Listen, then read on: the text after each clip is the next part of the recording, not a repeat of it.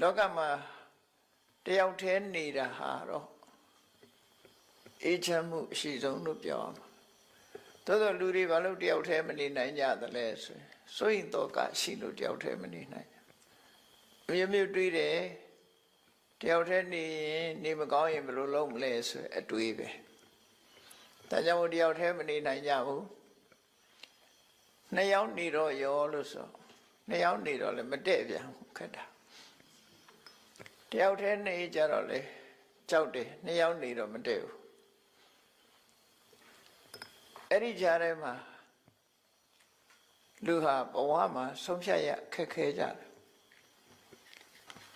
နှစ်ယောက်အတူနေပေမဲ့လို့ကြောချင်းပေးပြီးတော့တယောက်နဲ့တယောက်စကားမပြောတဲ့ပုဂ္ဂိုလ်တွေအများကြီးပဲ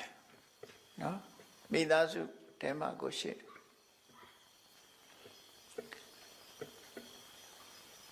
ယနေ့ချင်းဆိုင်ပြီးတော့တောင်စကားမပြောဘဲနဲ့နှစ်ယောက်အတူနေတာတွေရှိကြတယ်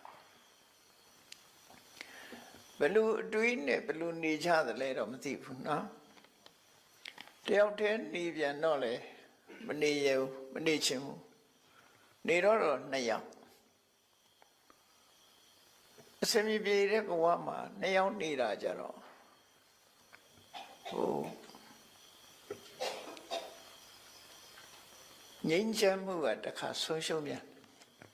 တယောက်တည်းဆိုတော့စကားများစရာတော့မရှိဘူးနှစ်ယောက်ဆိုရင်တစ်ခါမဟုတ်တစ်ခါစကားများကြတယ်ရှမ်းဖြစ်ကြတယ်ပေါ့နိုင်ငံခြားလူတွေလည်းဒီတိုင်းပဲမထူးပမာရီဗုဒ္ဓဘာသာတွေမှာမဟုတ်နိုင်ငံခြားလူတွေလည်းတယောက်တည်းနေခြင်းleave me alone လို့ဩတာသူတယောက်တည်းနေမယ် leave me alone ဆိုပြီးတော့ဩတယောက်တည်းနေပြန်တော့လေလုံးလီးဖြစ်တယ်ပြောပြန်တယ်နော်လုံးလီးဖြစ်လာတော့ဘာဖြစ်တော့ဆိုဟိုတယ်လီဖုန်းဆက်ဒီတယ်လီဖုန်းဆက်ဖြစ်လာပြန်တယ်တယ်လီဖုန်းဆက်ခေါ်တော့လာတော့တဲ့လာလို့ဆိုမတဲ့ပြန်နှစ်ရက်သုံးရက်လောက်ပဲဆင်ပြေတယ်နောက်ရက်ကျဆင်ပြေလူတဘာဝကတွေးစားရအခက်ကြီးပဲအဲ့တော့လူတွေဟာတယောက်တည်းမနေဝန်းတာလဲဒီစိတ်ပဲနှစ်ယောက်မတည့်တာလဲဒီစိတ်ပဲအဲ့လိုနေထိုင်ကြတဲ့လောကကြီးမှာမြတ်စွာဘုရားလက်ထက်တုန်းက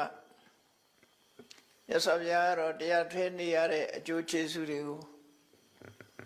ဟောကြားဆုံးမထားတာရှိတယ်နှစ်ယောက်နေလို့တဦးနဲ့တဦးနဲ့အဆင်ပြေလို့ဆုံးမဩဝါဒတွေရလို့အကူအညီရလို့ဆိုရင်နှစ်ယောက်နေတာအဆင်ပြေတယ်အဲ့ဒီလိုမှမဟုတ်ဘူးဆိုလို့ရှိရင်တော့အဆင်မပြေဘူးဆိုတော့တယောက်တည်းပဲနေတာကောင်းတယ်လို့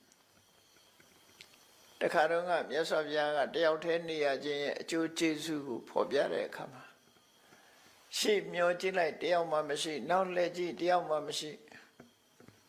လမ်းမှာခရီးသွားတဲ့အခါမှာဟန်ကြလို့တဲ့ထိုင်နေတဲ့နေရာထိုင်လို့ရတယ်ထိုင်နေတဲ့နေရာလည်းထိုင်လို့ရတယ်ထိုင်ခြင်းသလိုလည်းထိုင်လို့ရတယ်ကိုမြင်မဲ့လူတယောက်မှမရှိဘူးလို့ဆိုလို့လွတ်လပ်မှုရဲ့အရာတာကိုဖော်ပြတာတယောက်တည်းနေလို့ရှိရင်ဘယ်သူနဲ့စကားများအောင်မလို့ဘယ်သူနဲ့မှမများစရာမရှိတော့ကိုတယောက်တည်းအေးချမ်းနေတယောက်တည်းနေရတဲ့အရာတာကိုမြတ်စွာဘုရားရဲ့တပည့်တွေတဲ့ပထမဆုံးတာဝကကြီးရှင်ကွန်းတင်ညဆိုတယောက်တည်းနေသွားတာဟောတပည့်ဆက်ကြတရားဟောတော့ကတော့ပိဿဝဂီ၅ပါးအတူနေကြတာပေါ့နောက်ပိုင်းရောက်တဲ့အခါမှာရှင်ကွန်းတင်ညတယောက်တည်းနေတာဘယ်သူနဲ့မှမတွေ့ရတဲ့နေရာသွားနေတယ်ဘယ်သွားနေတော့ဆိုရင်